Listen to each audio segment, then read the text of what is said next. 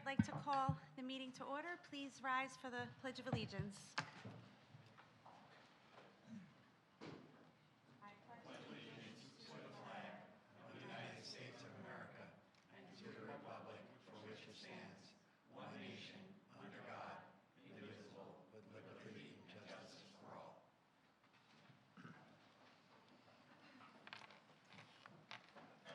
Okay. Hello, everyone, and welcome to the September 20th meeting. We're going to start off with our high school student, Morgan. Welcome. She's going to give us the high school report. Last week, Eastchester's clubs participated in a club fair in which each club had a station and students could walk around learning about and signing up for clubs. This was super exciting since we haven't been able to have the fair in previous years due to COVID. The fair was a huge success.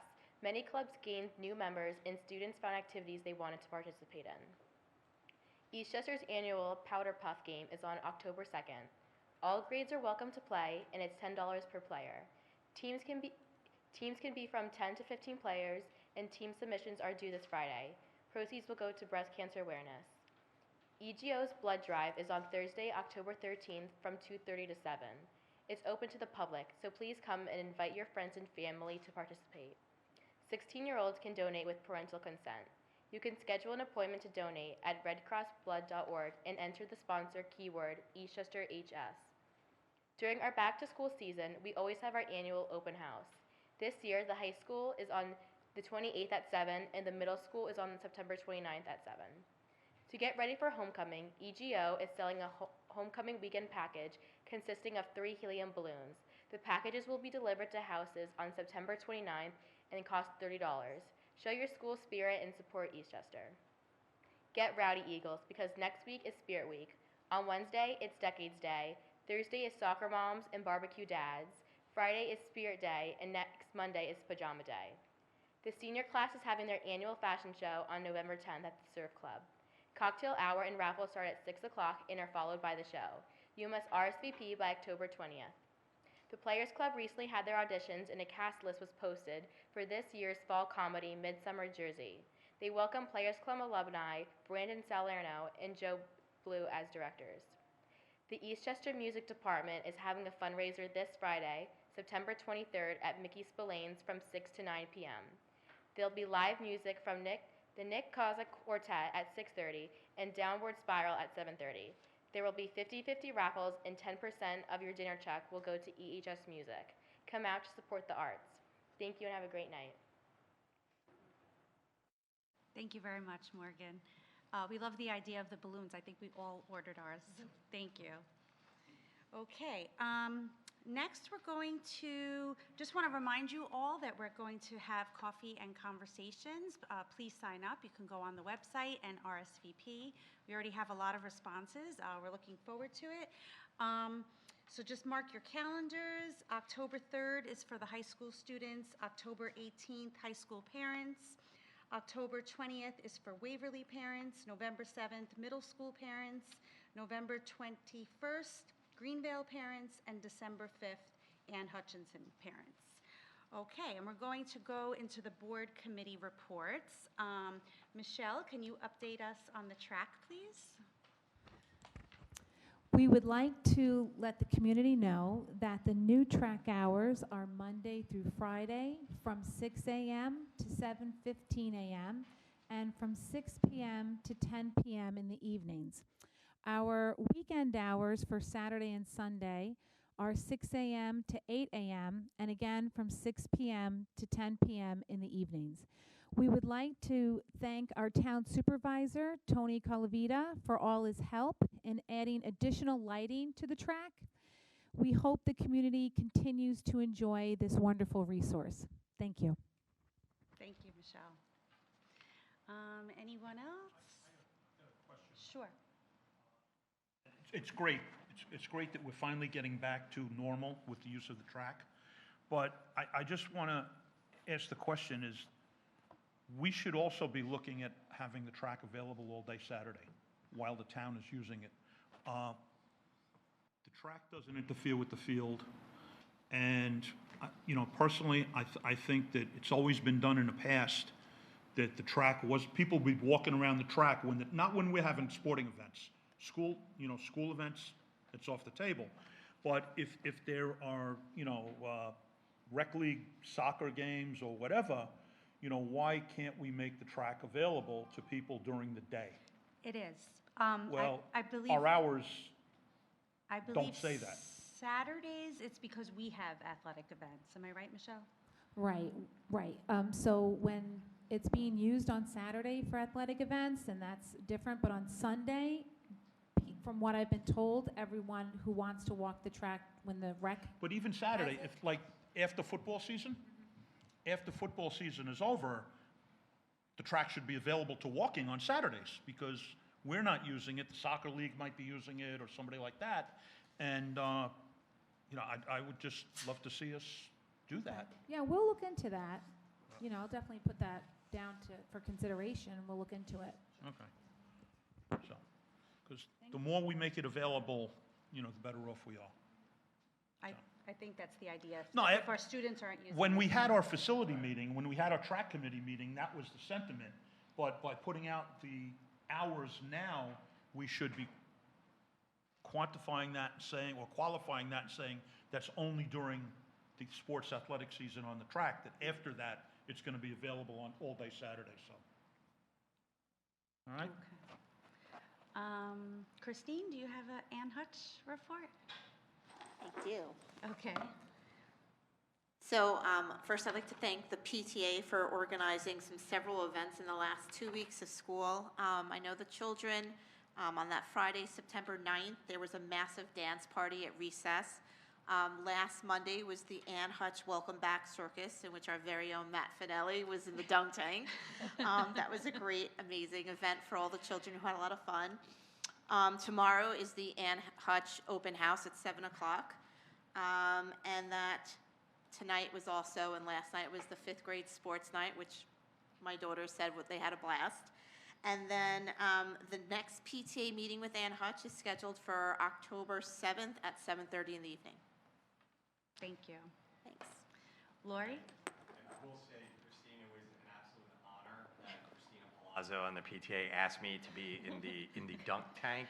It got to the point where the kids weren't even throwing balls anymore. They were just coming up and dunking me. But in all seriousness, what a great event by Christina Palazzo, the entire PTA, seeing so many folks from the community there enjoying and really having a great time. I would say it was absolutely amazing. And in addition, some of us were actually at the Waverly Welcome Back picnic, which was fantastic. I feel like every year the game there really kind of gets stepped up. Dr. Laub and the administration there really did a great job in conjunction with the PTA. Yeah, I was just going to say, the Waverly Back to School picnic was a big success. Thank you to the Waverly PTA for organizing the event. There were food trucks, DJ. Most importantly, all the kids looked like they were having a great time. Waverly Open House was also last week. That was also a big success. It was very informative and organized, and just want to thank the teachers. And I think the parents were very eager to get back into the child's classroom and meet their teacher. And also the first Waverly PTA meeting is Thursday, October 13th at 8 p.m. Thank you. Anybody else? Christy? So I attended last week, the sports club had their first update meeting. There was discussion around putting together a PTA program to communicate to parents and students what it means to play sports at the collegiate level. What's that recruitment process like? And just really putting that process out there so students and parents know what that takes. So I'll be working on planning that with our athletic director, Brad Gitlin. We also got a status on the high school gym. Not sure if folks know, but there was an issue with the flooring.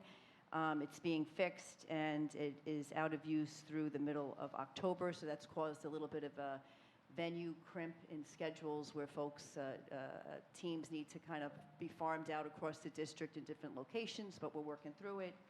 Want to give a shout out to Kylie Waters. She's the senior on the athletic council who's been taking many great photographs of our teams, our fall sports, and they're being displayed on Instagram and throughout. She's going to continue to do that through all of the sports seasons, so it's really a great, she's doing a great job there. Wanted to add that, let's see, we've got, new athletic director, new athletic trainer, Tara Maltese, I believe is her last name. If I'm mispronouncing it, I apologize. She has just started. She's getting acclimated to all of the students, doing a fine job there. Wanted to also let everyone know that there's a 5K race that's coming up, community, not just school-driven, but the community of Eastchester, and anyone can participate on October 2nd. Start signing up. Texas Hold'em fundraiser on October 21st, taking place at the American Legions Club in Scarsdale. And this year, they will be raising funds for the first varsity girls flag football team. So that's very exciting. More to follow there. That's about it for the sports update. And while I'm at it, I just want to give a little bit of an update on the Eastchester High School PTA meeting I attended. And Morgan's not here. I just want to say she did a fine job. She stole my thunder. She gave a great update.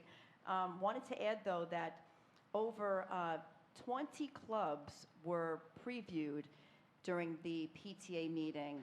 And it was great to see student leaders coming out, talking about their clubs, collaborating together. I think we're also talking about maybe even having a couple of the students talk about their clubs at one of our next Board of Education meetings. It was very interesting. And lastly, that's it. Fashion show we talked about, November 10th. Homecoming balloons, please feel free to purchase. A lot of fun. We want to show red, white, and blue on the lawns of everyone's front lawn, and as well as around the school. Thanks a lot. Thank you. Jackie? So Greenvale is off to a busy start as well. On September 8th, they had their Welcome Back Circus. It was a lot of fun. Thank you to the Greenvale PTA. After school club sign up opened up yesterday evening and is going on until September 28th if there are still spots available. This Thursday, they have their open house at 7 p.m. And next Thursday, the 29th, is Picture Day. And save the date for the Fall Festival that the PTA is planning on Friday, October 14th. Thank you. Anybody else? Yes, Vito. Finance Committee. Okay. Finance Committee will be having their first meeting on next Wednesday at 6:30, Lee? 6:30 in the boardroom. And anybody from the community is willing to step up to the plate and join. Just send in your statement of interest. Okay. Also, Vito, if you would like to share your bill of values You now. want to do this now? Yep. Okay, I thought we would do it later. Okay. Actually, I've shared this with the board, and this is the first time we're going to actually discuss it publicly. But as a result of the DEI committee, a lot of work was done, and one of the recommendations out of the DEI committee was that we should have a statement or a statement of values of the community and what we believe as a community. And just recently, we saw an article about hiring superintendents, I think, that went around. And one of the things that it said when you're hiring a superintendent is the superintendent should know and understand the values of the community. So this kind of all fits together. We already have a mission statement. It's very clear. It's on our website. We have a list of beliefs in the high school that are hanging out in the hallway for anybody who's interested in reading them, which has been there for 17 years. And we also now have a vision of a graduate. So the time has come where we should put on paper what the values of our community are. And I'm offering this out for discussion by the board, and ultimately with the idea of adopting it as our values. So did a lot of research, and I did this research with several members of the DEI committee outside of the DEI committee from various political spectrums.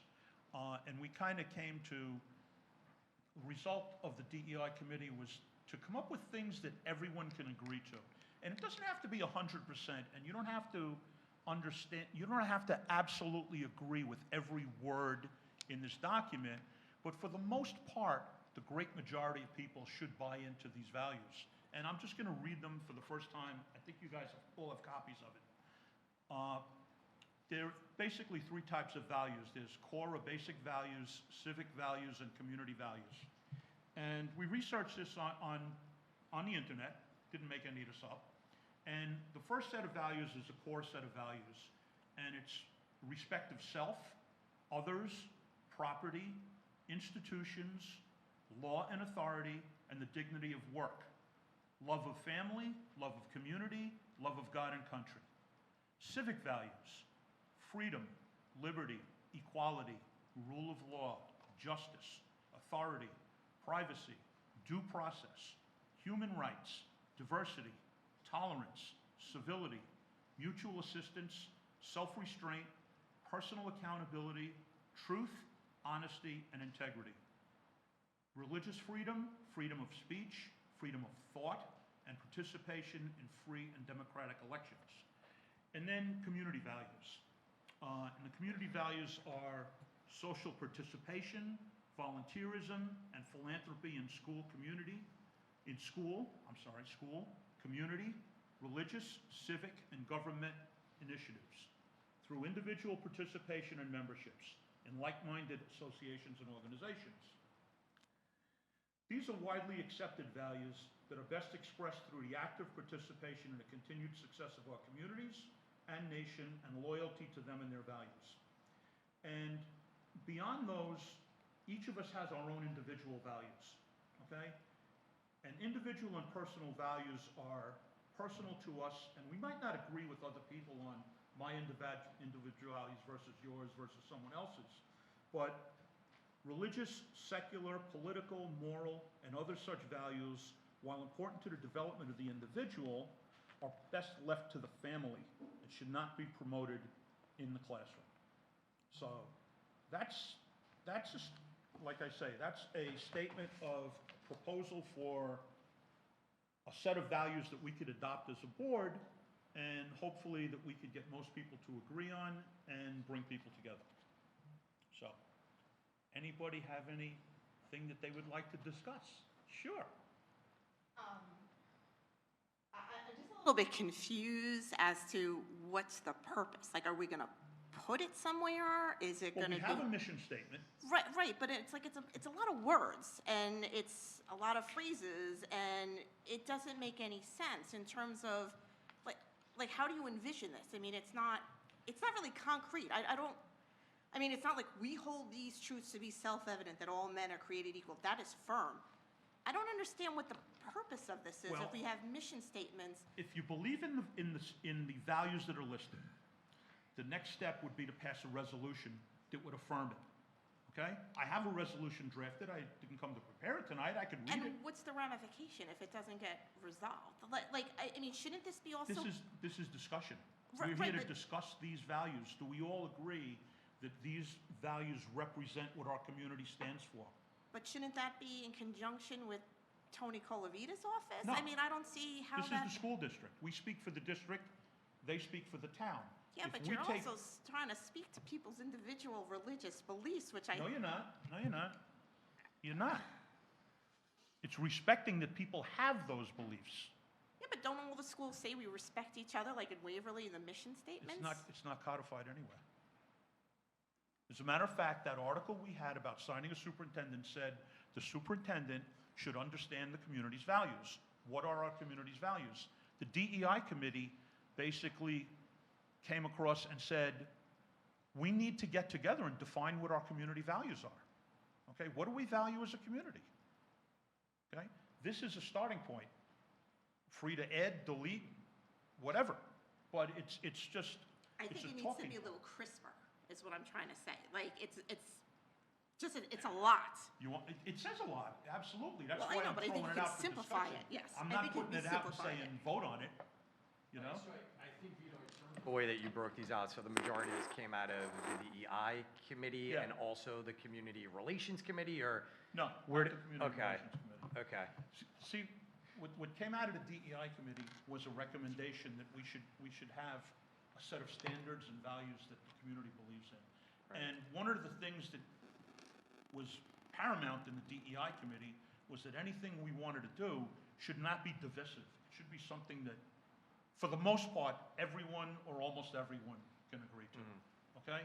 So you're never gonna get something 100% of the people agree to, but, you know, in the political spectrum today, only 51% have to agree to it, but this is designed actually to go a lot further than 51%. It's not gonna hit 100%, because you never hit 100% with anything. So it's just, I'm throwing it out there to talk about it, to think about it, reword it. You know, in the past, we've done resolutions, we've reworded things, but the concept is to get something that everyone could be behind, that has, you know, respect of self and others, and civic and you know, the civic values. You know, everything in our curriculum should be reinforced, okay? Should be reinforcing these values, okay? You don't want people putting into curriculum something that's not a community value, that's an individual value. You don't want things that are divisive, okay? Things that create polarizations on the political spectrum. This is all stuff that most people should agree with, whatever side of the fence they sit on. This basically is to remove fences. So, I'm throwing it out there for discussion. We don't have to do it today. We can think about it. Right, We can no, talk Vita, I about think, it again. I mean, I get the premise of it. I think it probably would be a good idea, right? Because, as we all know, words carry a lot of weight, right? So, Oh, yeah. my interpretation of a word may be very different than Well, yours. it's not a or legal Julie's. document. It's not But my point is the perception when you're talking about coming up with community values and civic values. I mean, I would like to see us include more members of the community, quite honestly, right? Well, I threw it out there, and now we're gonna get. Right, to input. your point, though, this is a starting place. You Yep. threw it out there. I think that the right thing probably to do, just my opinion, would be to include some members of the committee to take a look at, or include members of the community in a committee, I should say, to take a look at the words, see what the impact of that is, you know, kind of take the temperature of feelings around that, because this is a very large undertaking. We're talking about Oh, coming yeah. up with community values. So I think it would be, you know, really good for us to start a committee there and open that up to individuals in the community for them to take a look at this. So let's I don't know take- how everybody else feels about You know, I that. but- proposed it as a draft. I didn't propose it as a final offering. Go ahead, Christy. I was just going to ask, would this become a part of like the code of conduct for the school? Or Not where does really. this- It's- Where would this be like referenced You know, again? Like how, I've mentioned just we have the, laminated on a poster or? we have the belief statement hanging in the Right. hallway. That's not a part of anything. But it basically, it defines what our high school believes in, okay? Treating people equally and fairly and giving opportunity to everyone. That's basically what this is. This works hand in hand with the mission statement, okay? Because you can't have a mission statement unless you know what you believe, okay? And what you stand for. This is kind of creating the foundation that those things are built on. The vision of our graduate, okay? Do we want a graduate that's civic-minded, okay? I mean, we should be enforcing civics in our schools. No, I okay? agree with you there. No, I Yeah, know. But what I'm wondering is that can we, I'm trying to figure out how do we get this to resonate with students at all ages, right? So this is Ultimately, you got to this is put very it out there, comprehen- and you got to put it out as, these are our values, Right. you know? But As a then baseline. why? How you do that, Mhm. you know,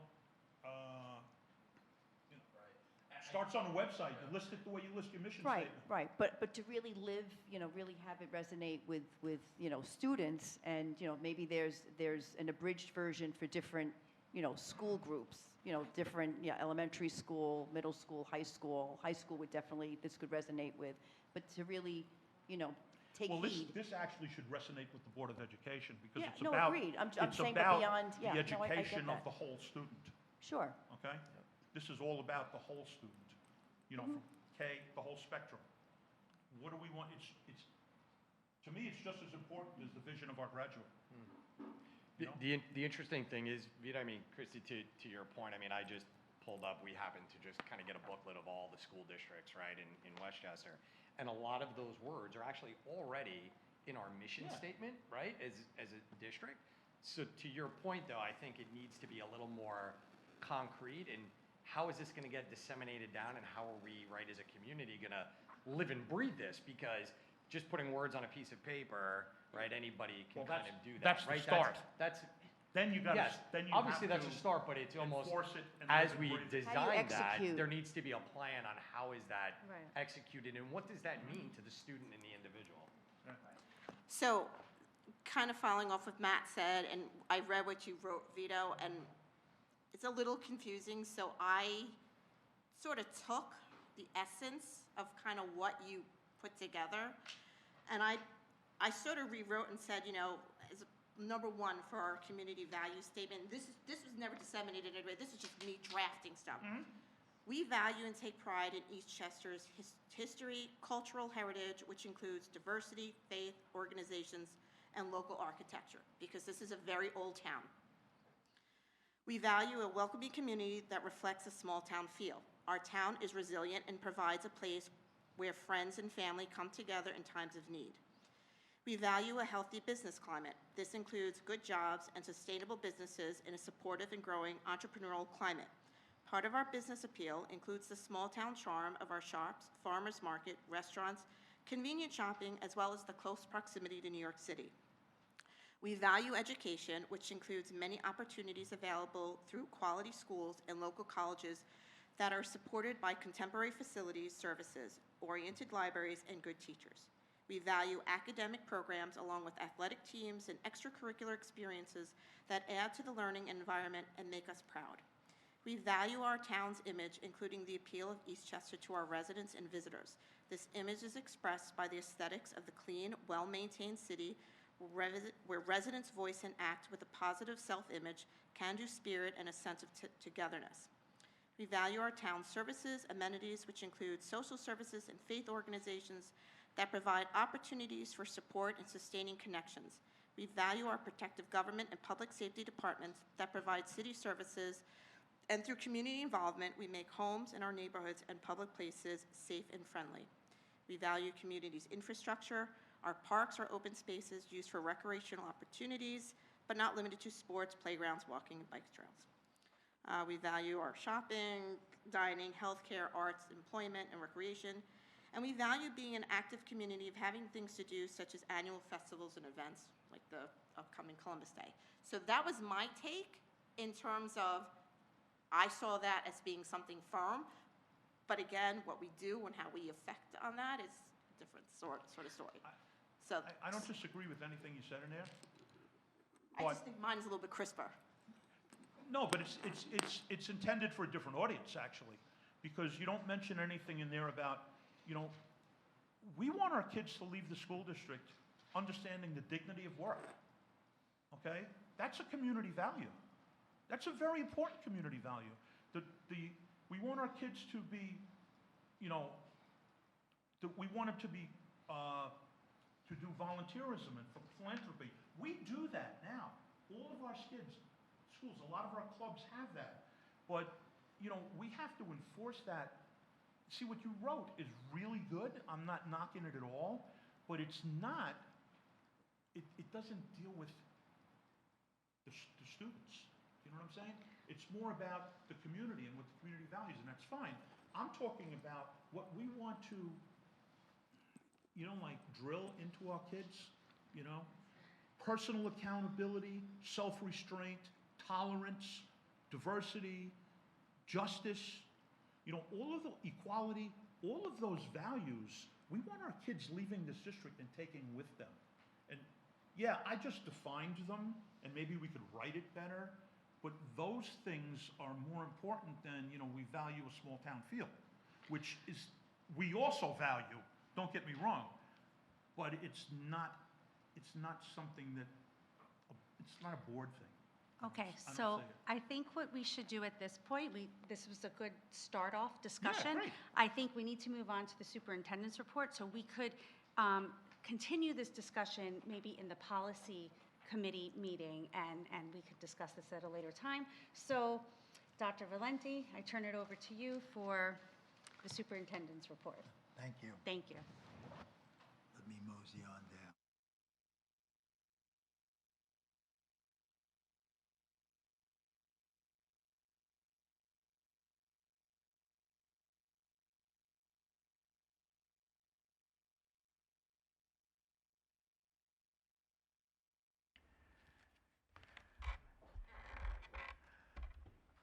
I am vocally challenged tonight.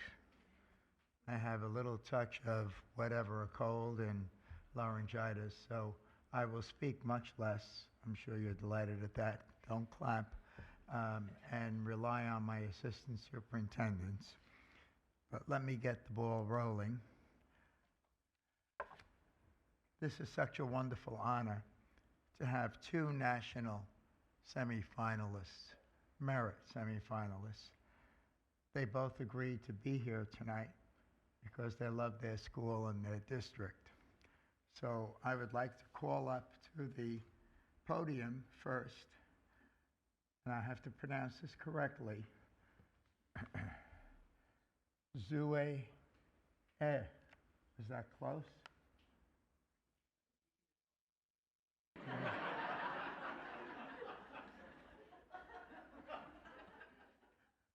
I missed your comment, but I assume it was very funny, but that's kind of... Where is Zoo? Would you come up to the... Right, okay.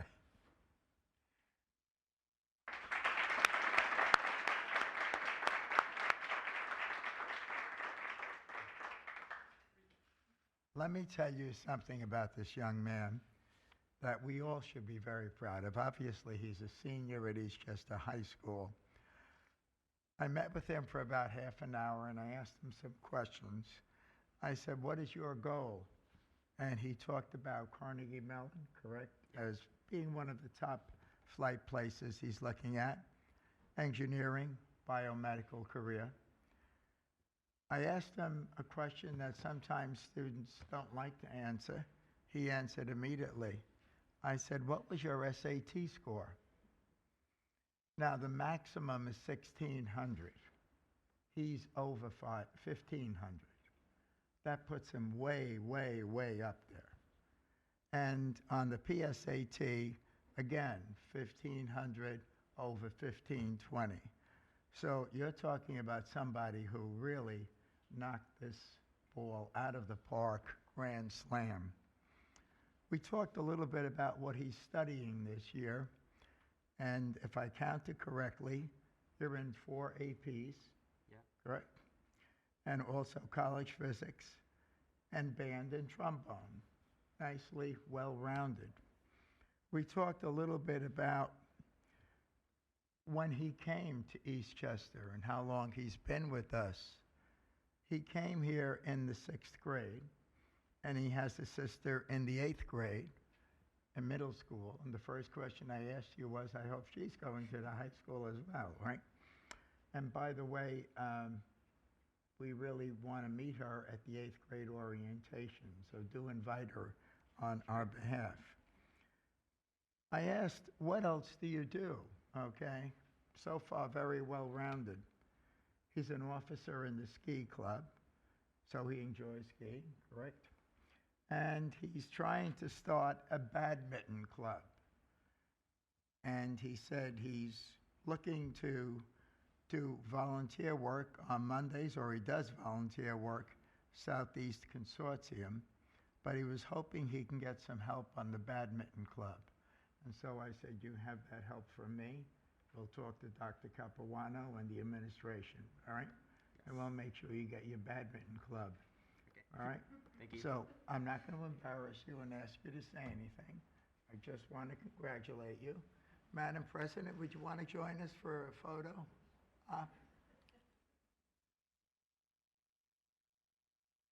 Where do you want us, Michael? Here? Let's go in front.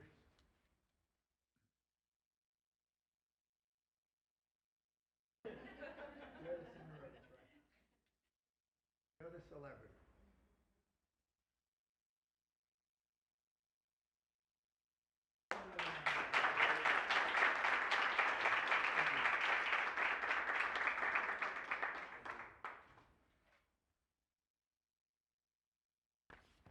I did say two, and our second senior is Antonio Ramos. Antonio, would you come and join us?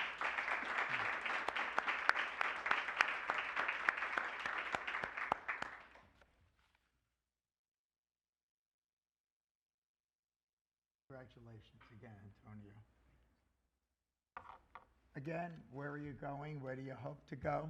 One of the Ivies, right? And with his scores and his background, he may have many more choices of the Ivies than one would consider. What do you hope to do once you're in college? He'd like to work in the field of psychology and perhaps become a psychologist, clinical psychologist, I thought we talked a little bit about. Again, you're enrolled, I believe, in 4 APs, correct? Yep. And Antonio came to us in the 2nd grade to Ann Hutch and has been in the school system right up and through.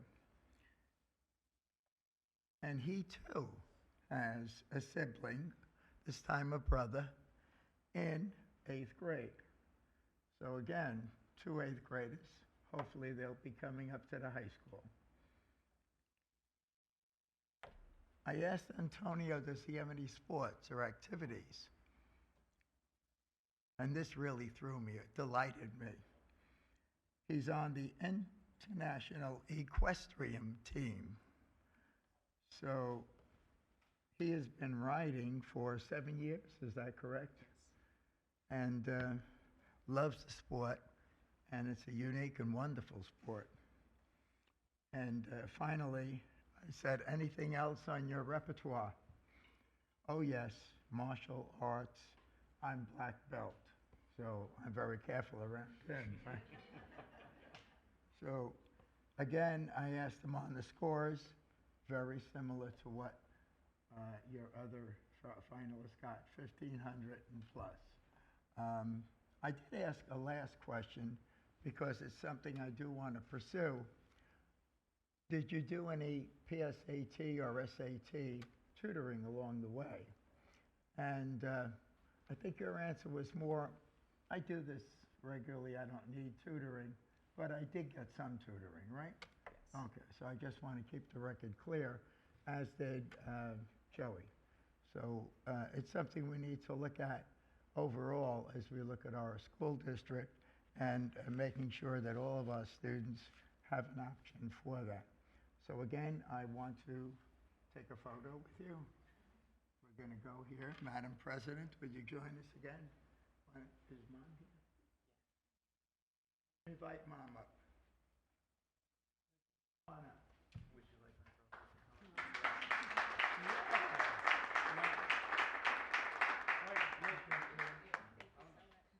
And your brother. Okay. You want him in the photo? Sure.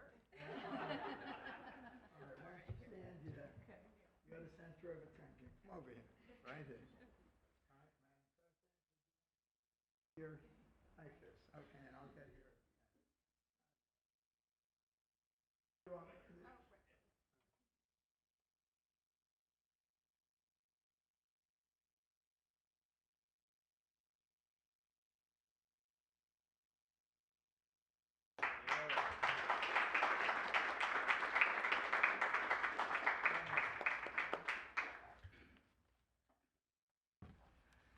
So that's wonderful when we can bring our students up and their families where we have the opportunity.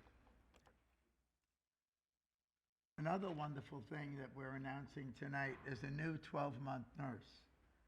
Now, I can't tell you how hard it is, and Dr. Stoll will verify it, to recruit and find qualified, certified nurses. Believe me, it's become the new challenge in public education. We have lots of competitors out there, hospitals, corporations, etc. And we managed to find a gem. So I'm going to invite up here Amarachi Duru. Come on up, Amarachi. Sit there. Okay. Tell you a little bit about Amarachi. She has 2 bachelor's degrees, not just one. One in nursing and one in biology, which will really help with your overall ability to serve our students. She has worked as a registered nurse in medical surgery at Albany Medical Center. and you also have experience in labor and delivery at Jacoby Medical Center. And you've done a great deal of work there as well. I'm going to ask you a question I didn't ask you in the interview. Are you familiar with Narcan? Yes. You are. Yes. All right? She's got it all, okay? For those of you who don't know what Narcan is, it's for drugs like fentanyl. If students in any way, God forbid, became involved with them, it's the appropriate therapy for them and the approach to help them. Yes. Okay. All right. So I want to thank Dr. Stoll, who has been assiduously working to bring qualified nurses to the district, and Jeanette Messina. And recently, Lee Lou has joined the team. So we're delighted to have you. And I think you're starting in 2 weeks? No, Next week. the That's even 28th, better. Yes. That's even better. Yes, All I'm right. excited. All right. Why don't you just say a few words? Okay. Thank you so much, everyone. I'm very much excited to start my career here at Eastchester. And I'm looking forward to getting to know everyone and working with the students and the parents as well as the staff. Thank you for this opportunity.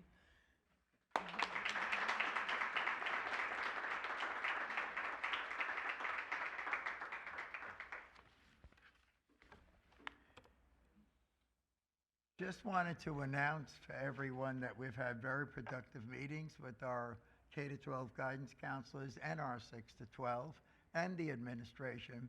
And we have agreed to move the normal 8th grade parent-student orientation, normally offered in the March timeframe, to October 26th. 6:45, 7 p.m. We'll get out the specific time.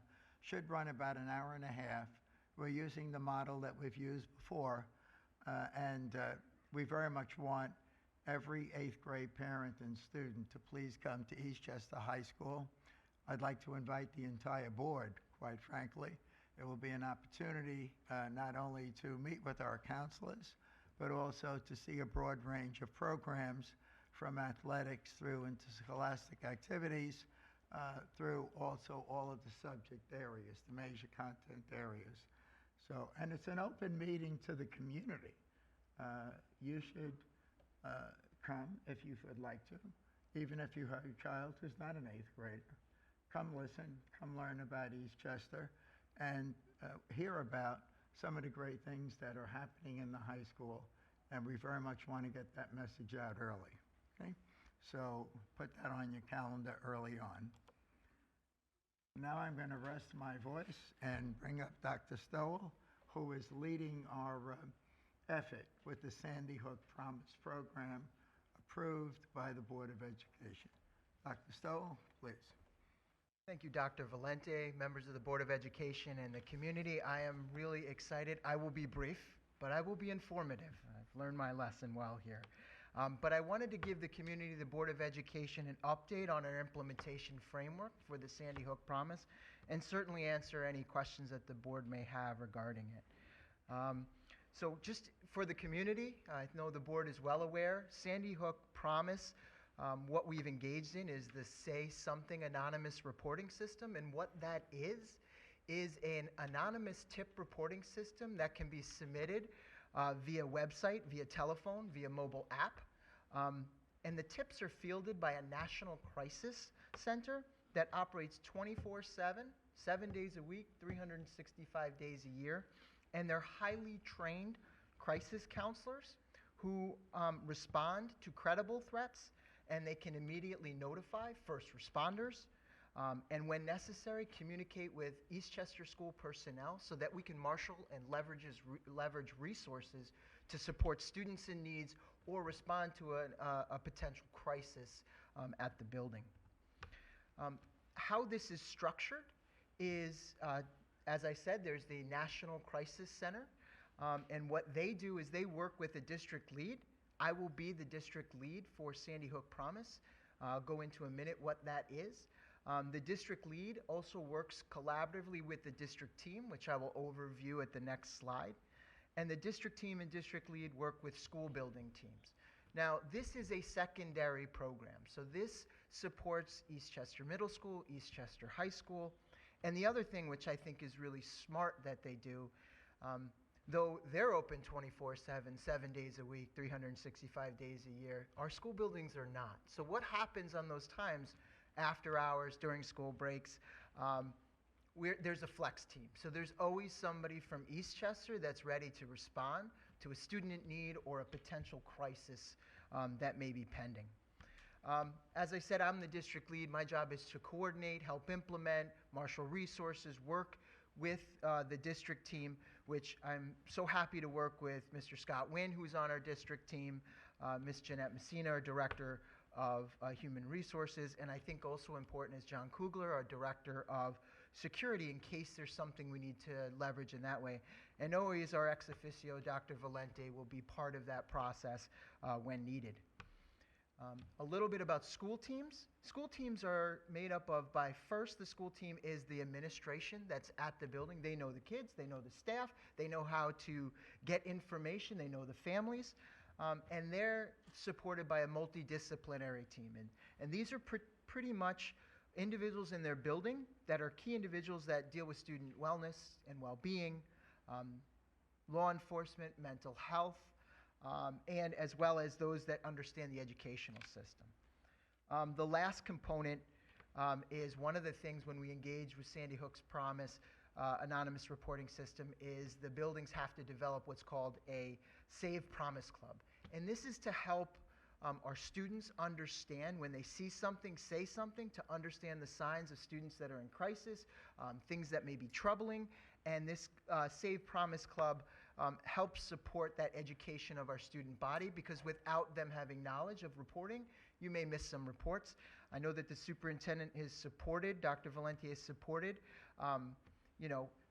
creating a club, paying advisors, and what SAVE stands for is Students Against Violence Everywhere, and what it does is teach students to not only be upstanders, but also to be aware and be able to understand the warning signs of a student in crisis or a student that may be displaying some behaviors that should be of concern to everybody's well-being. I wanted to also talk a little bit about an implementation timeline, because there is a lot of ramp up that goes with this. It would be inappropriate for us to just launch the reporting system without an infrastructure able to support the tips. So our hope is in September through October. I'm actually getting trained tomorrow by this team at Sandy Hook Promise. We've also met with our building principals. We've had a preliminary conversation. So we're going to set up training for school teams, multidisciplinary team, our district-wide team, and also we're going to also want to do a communication project to the larger school community about what it is and how it's going to work. In the October to December timeline, we hope to be launching our reporting system and beginning the process of establishing our Save Promise Clubs in our schools, which I think is fantastic.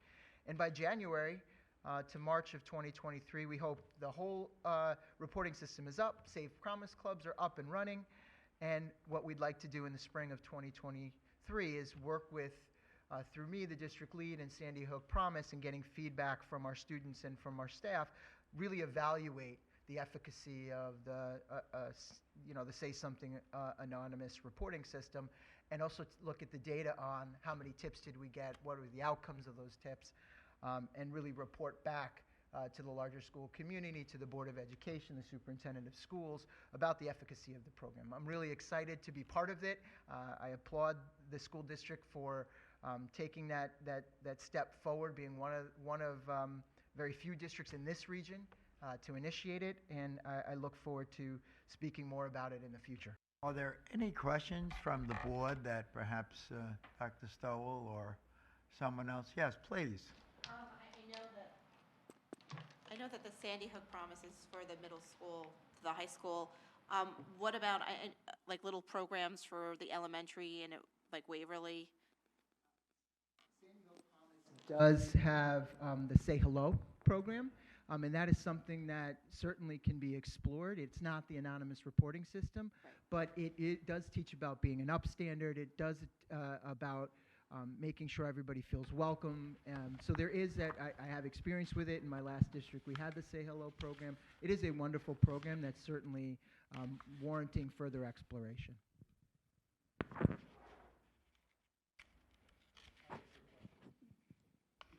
the elementary level, doesn't it also deal with staff members that could potentially be in crisis or have issues? I mean, this isn't only about students, correct? Vito, you're absolutely correct. If someone reports something, what would happen in a case like that, they would probably, if it wasn't an immediate danger, they would contact the district lead.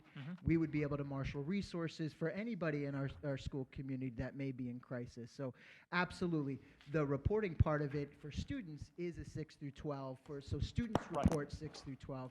But certainly I think the Yeah, I wouldn't communication expect the to Waverly kid to be calling in, but certainly for the community, letting them know that it's out there as a reporting system available, typically on the website if they don't have it on a downloadable app.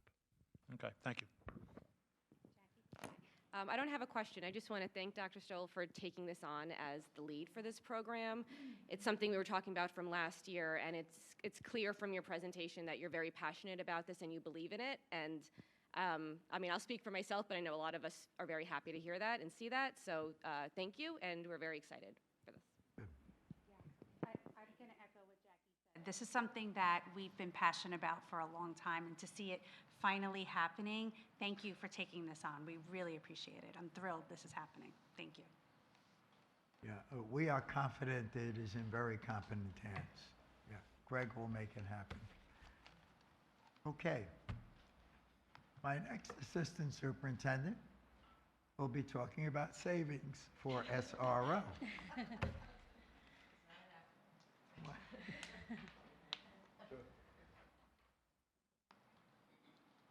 So I know in previous board meetings, there have been some questions about how we have come up with the savings that we found in our budget in order to pay for second SRO. So I brought with me the detail behind those savings that I've uncovered or discovered in the course of my tenure here. I started in the district in the beginning of July, and one of my main functions is to monitor the budget and the budget spending and the spending in the school district, see how we're trending toward budget and make sure that we're on track, because by state law, as well as by our own desire, we don't want to overspend our budget. We have to stay within our means. So in order to find $160,000 to pay for a second SRO, I took a close look at the budget and I found the monies in the various places. I found what we have is we had budgeted to spend $19,300 for more and new cafeteria equipment. It's more appropriate to spend for those types of things in our cafeteria fund. That's a fund where we have profits from our lunch program. So I removed those funds that were earmarked for cafeteria equipment, and we will be purchasing that from our cafeteria fund. So that made available $19,300. In addition, we had budgeted originally $180,000 for our initial SRO officer. That cost is really about $160,000, so that leaves us another $20,000 for the second SRO. We also have budgeted $50,000 to purchase 2 maintenance lawn equipment mowers for our district for this year. We did the purchase and it came in only at $25,000. So that savings against our budget will allow us another $25,000 to put toward the SRO. In addition, we had a late retirement. A teacher in the district was budgeted for the actual salary. That teacher retired late after the budget was approved, and we were able to hire a qualified teacher and excellent teacher for that position, and there was a savings of about $45,000 there. So we applied that toward the SRO. And then finally, due to personnel changes in the district, there is also identified some unneeded monies that would go toward the teacher's pension fund, the retirement pension fund, of about $47,000. So when we add all those numbers up, we come to $158,000, and that will cover the needs for our second SRO. Thank you very much, Lee. Does that clarify the question? I know a couple of community members had raised where the money was coming from. To everyone's satisfaction? Okay. So I'm going to move on to the next item.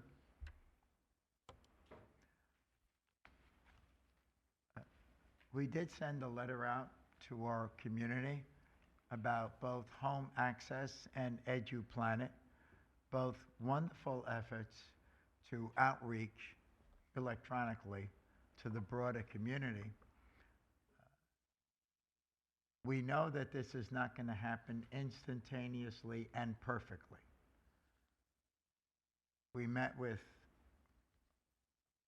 our teacher president, Claire, and she was very generous on giving some ideas as to what better we could do to make sure teachers got the skills that they needed so that there were no mistakes at our end with the delivery. And we also would like to see training for parents because we believe that we want every parent accessing their students' grades on a regular, timely basis and not waiting for the 5-week report. So on that note, Scott Wynn has done a lot of hard work on this. He's been involved in the training as recently as, I think, yesterday. So Scott, would you come up and talk a little bit more about this, please? Good evening, everyone. So as Dr. Valenti said, one of our goals was to create more transparency with grades for parents. So we have opened the access to the online gradebook feature within Home Access Center for parents in grades 6 through 12. So parents can go on, you can click on your child's courses and see grades. In the letter that Dr. Valenti sent to the community, we have about a week's time period that we're giving teachers to post grades from the time of the assignment is due until the time that we have. Obviously, if assignment is longer or if we have a large essay, we need to give more time for grading, but in general, we're talking about a week's worth of time for things to be posted. So we're very excited about that. Our teachers did a fantastic job with training throughout last year, and yesterday we did another training for them to make sure that we have everything solidified. So we are confident that we are ready to have that up and running and to see grades. We should see probably a bunch of grades posted already, which is great. We are planning to do a parent training, which will be announced very soon, so that if there are any parents who do have questions about how to access information, how to access grades, be more than happy to walk you through that process. The other piece of this is the EduPlanet platform, our curriculum mapping platform. So I can say that on the second day of our professional development in August, and as well as our first curriculum mapping day that we had, we are moving forward with having curriculum maps and information that is be publicly available to the community up and running.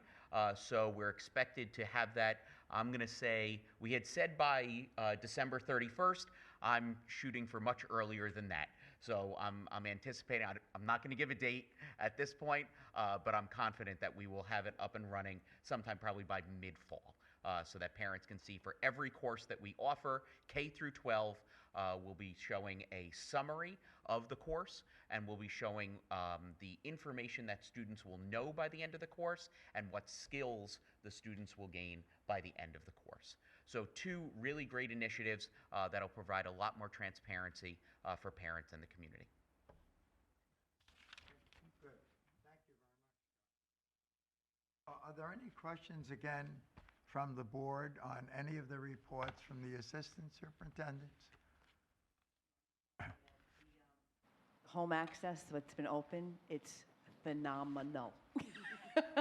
Not that my son likes it, but but it's phenomenal. I mean, and I just want to give a shout out to Bernadette Mannion. She is a longstanding parent here, parent advocate for this for many years, and it's really wonderful. So thank you very much for going through the training and looking forward to the parent training. But if you haven't jumped on home access, if you have a 6 through 12, it's a beautiful thing. Dr. V, can I just add one more thing? Please. So we opened up the parent access to student grades. We're in the process of also opening the student access so that they themselves can actually see their grades on an ongoing basis, not just parents. So we're in the process of getting that up and running as well so that students will be able to see them as well. And this is cutting edge stuff, so kudos to making it happen. But the last item I didn't include, but I want to bring to everyone's attention our current enrollment. The good news is we still are above 3,000.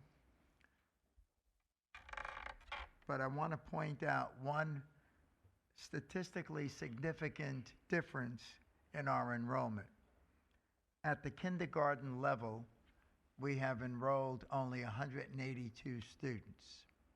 Normally in Eastchester, the mean or even the median, pretty close, of the grades tends to be in the 225, 230 neighborhood. We asked why the blip, why the dip, because you're talking about approximately 40 students, and that is a drop that we ought to take notice of.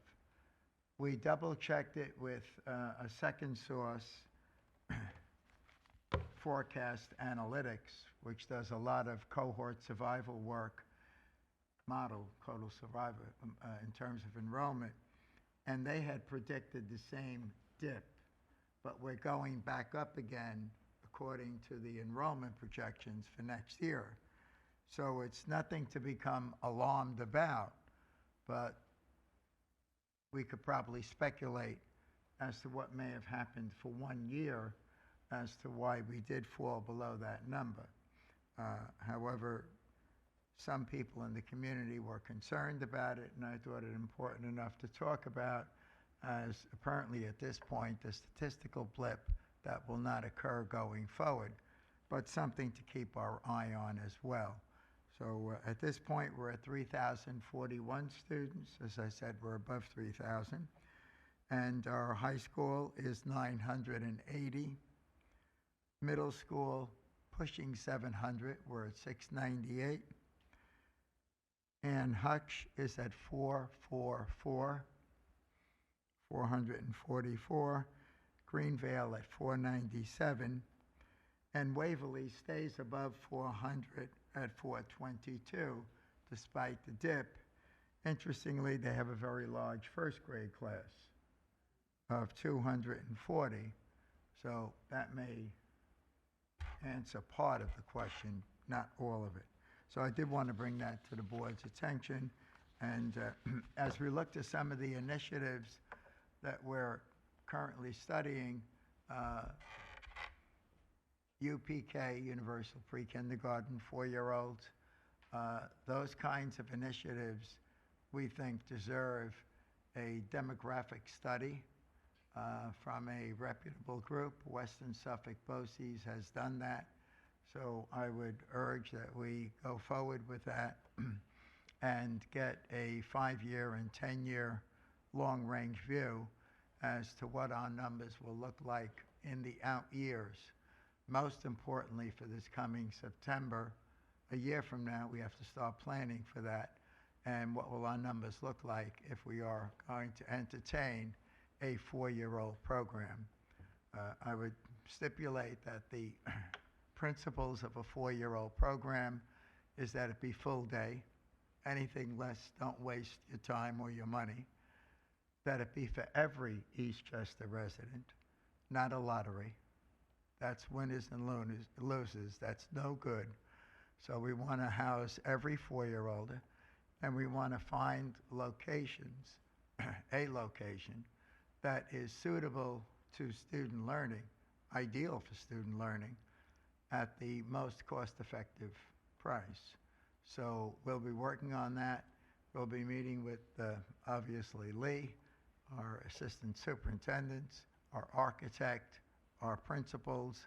We've already begun the process of investigation, and we would hope that no later than December, we have a firm direction, and we can build it into the budget if that's the direction we would like to take. Okay? So on that note, I will end the superintendent's report, and my voice did make it barely, but it made it. Thank you. Okay.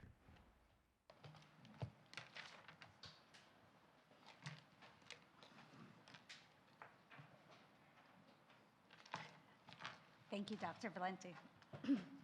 Okay, we are up to the consent agenda. Judah, would you like to move the consent agenda, please? Sure. I'll move a resolution that the Board of Education approve the consent agenda, which includes the following: 6 personnel agenda, 7 committee on preschool special education recommendations, 8 business office recommendations, and 9 other business. All right, do we have a second? Okay, Vito? All right. Second. Any discussion on that? All right, all in favor? Okay. Let's see.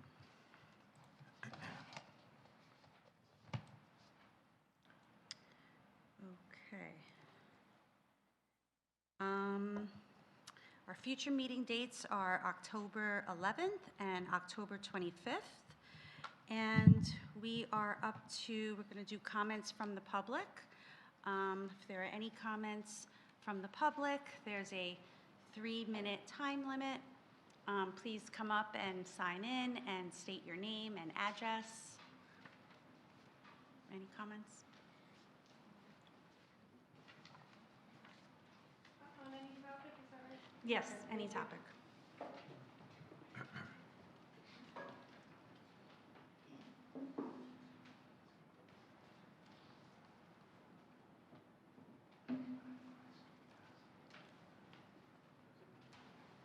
Hello, Nina McAdoo, 44 Interlaken Drive. Wasn't planning on speaking tonight, but since it's sort of a light crowd and there's been a couple of new topics discussed, I thought I would just give you my 2 cents. On the track, there was a proposal to open it up more on Saturday. I do support that generally as a community member, but I would caution against having people walking or running around the track while there's any school or permitted game there. I've seen how that goes. For example, when there's an EYSA soccer game and there's parents on the track, there just tends to be interference with the game, so I would not go down that road, but perhaps it can be scheduled intermittently somehow. So that's my thoughts on the track. It's great to have it open more. The other thing we heard tonight was about the list of values. It's a laudable idea, but I work at KPMG, and we actually have values, and there's 5 of them, and we have them on a printed card, and we all kind of know them and have them memorized. Integrity, excellence, courage, together for better. This is not an advertisement for KPMG, but it's just an illustration of what effective values can look and feel like. I think with that simplicity and sort of high-level approach, that might be something we can coalesce around as a community. That's not what I heard tonight from either the initial proposal or the counter proposal. I would suggest that we table that idea for now in its entirety. I think there's a lot more important work to be done that we've already started, including some of Dr. Valenti's very laudable priorities that will prove to be less of a distraction and less divisive. I'm actually surprised that I'm coming out that way, because when Vito told me first about the concept of values, I was all for it. I think it's going to prove too difficult and divisive in operation. So thank you for the meeting tonight and all your work.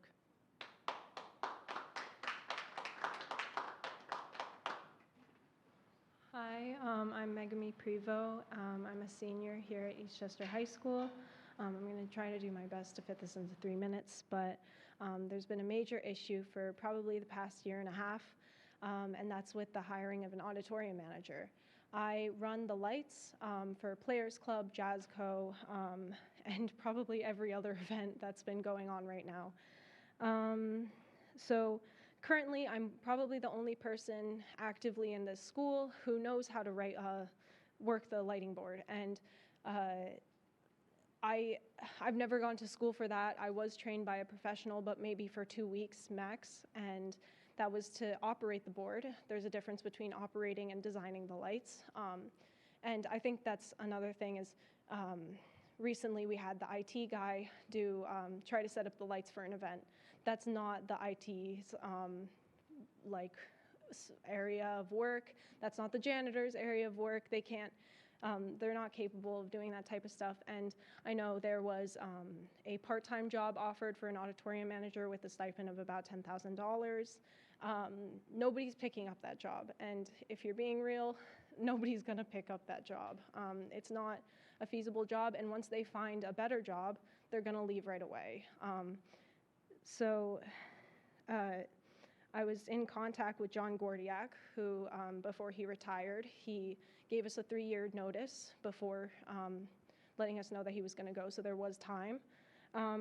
But in case we've forgotten, so he told me that his job involved lighting and sound for every event held in the auditorium, designing lights, running sound in the high school and middle school jazz co, Players Club shows, all high school and middle school assemblies, all special events, all EGO or class events, maintaining the light and sound system in the auditorium, contacting facilities when repairs need to be made, and vetted parties interested in renting the auditorium and designing lights and sounds for their shows. Of course, it's difficult to make a full-time job out of this, but sorry, it's a bit difficult when there's 45 seconds left. I've been called several times an hour before events asking if I can operate the board. I can turn on the lights. I can set them to a single color. I'm not here to design shows. I can't design, I can't make it all pretty. There are people who can do that, and there are people trained in that. And I've spoken to several teachers and even Dr. Capuano. I won't name drop or anything, but they're all very concerned about the state of the auditorium and the future of our shows. And I think that's all I have time for. But yeah.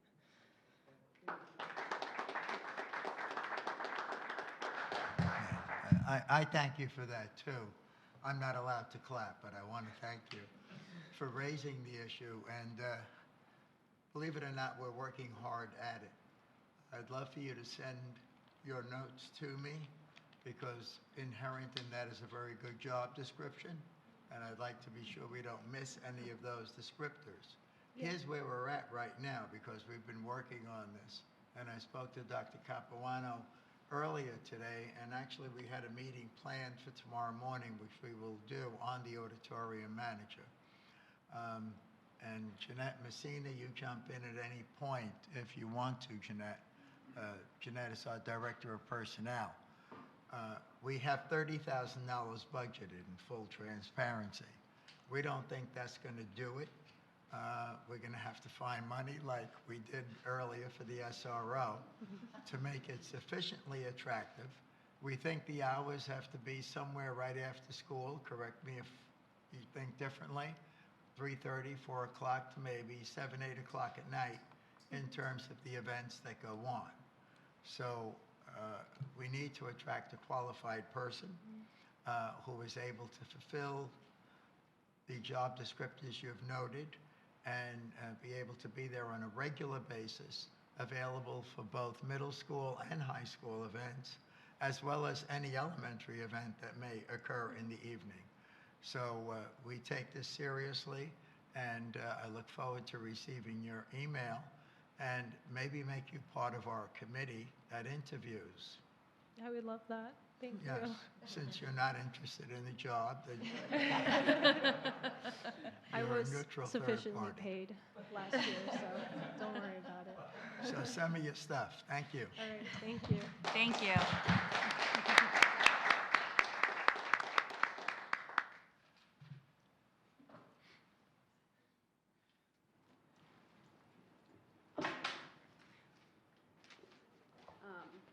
Hi.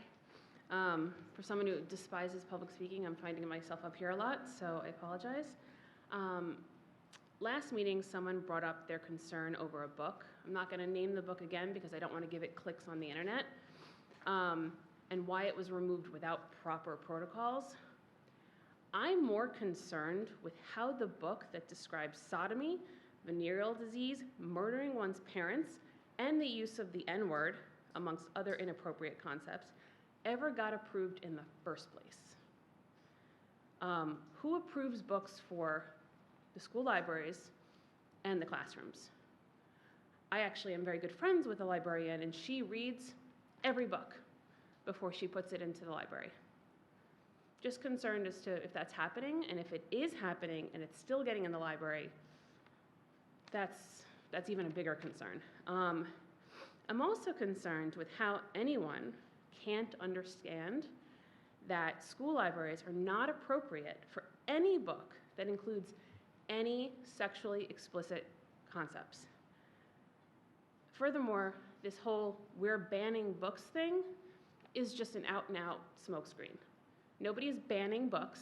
They're finding an appropriate place for them, and schools are not one of them. If parents want to expose their children to these controversial topics, they are free to buy them on Amazon, Barnes & Nobles, or go to the public library and do it in their own home. But as a parent, I don't want my kids being exposed to these, even accidentally, by them perusing the library that is supposed to be a safe space for them. I remember when I was a kid, and I mean, I'm not that old, I'm in my 40s, I had to get parent permission to read The Outsiders and Lord of the Flies. Why are kids able to read books about sodomy and venereal disease? That is not about inclusivity, that is sexual deviance. And I'm going off script, which I wasn't supposed to do, but I am. So my thoughts is maybe there needs to be better protocols for books getting into the library rather than people complaining about books being removed when they're caught being inappropriate. Thank you.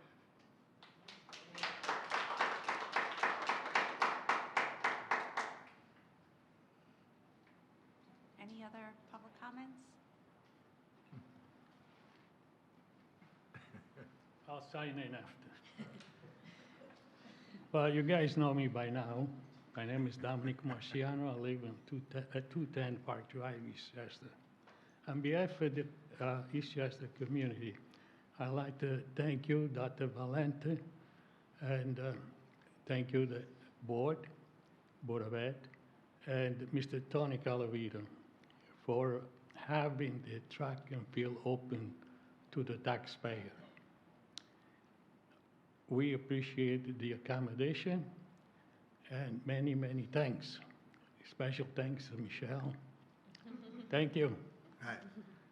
And congratulations to all of you. Thank you. Thank you.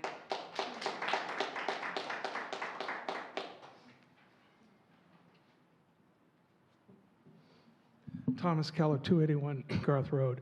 I want to supplement what my friend Dominic has said. I didn't have a lot of confidence back in September when a number of us adults were walking the track. The new hours hadn't been posted, but the custodians came out at 8:15 and said we have to lock up. It's not our position, but we got to do our job. If we don't do it, we're going to get in trouble. And then a number of us called Superintendent Glass and proposed things, compromised 9 o'clock. Things went through the fall, and then all of a sudden, the new times were posted, much to our disappointment. 7 to 7:30 in the morning, no parking in the lot. That's not me, but some people like to go in the morning, but it's not enough time. And then 6:45 to 8. A lot of people don't get home from work in time. It doesn't affect me. I'm retired, but a lot of people, including my son, who works out at Northwell in Manhasset, he can't get back here with the traffic to use the track by 8 o'clock. So I said, a number of people, maybe the superintendent's going to be replaced. That could help. Maybe there's going to be a new board in May. 2 slates, the right slate won, those 4. I don't think if we had the same superintendent and we had the same board from last year, whether this would have happened. So kudos to the 4 new members, especially Michelle. Also, Trustee Catania, holdover. Superintendent Valenti. One of the concerns we have here is holidays. What is the policy on holidays? Because in the past, the custodians are not paid for holidays. The 2 Jewish holidays coming up, and there may be a 3rd during the week, I'm not sure. We certainly have Columbus Day, Veterans Day, Thanksgiving, and so forth. is the track going to be open during those days? And I don't know if that's been decided yet. I would hope that it is going to be open and so forth. So again, congratulations to the whole board, all the people who are involved in this. I understand Supervisor Colavita paid for some new bulbs coming in, and there's going to be some trimming in the north end, which is good. But there is enough light on the track. And if you think there's not enough light in the Eastchester track, you ought to go to Scarsdale. Last Tuesday, I was in a meeting in White Plains. I stopped by. I was at the Scarsdale track.